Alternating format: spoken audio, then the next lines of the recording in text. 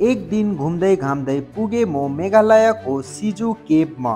तर गुफाको मुख देखेर मलाई कुनै किन मेरो एक्सको याद आउन थाल्यो, किनकि दुईटैमा धेरै समानता देखियो। गुफाको चारैतिर झारहरू उम्रिरहेको थियो, त्यहाँ पनि अवस्था यस्तै नै थियो। गुफाको मुखबाट पानी चुदै थियो, त्यहाँ पनि।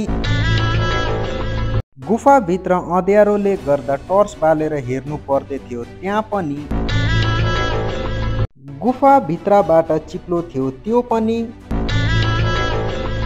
गुफाभित्रबाट पानी बग्ने गर्थ्यो, त्यहाँबाट पनि।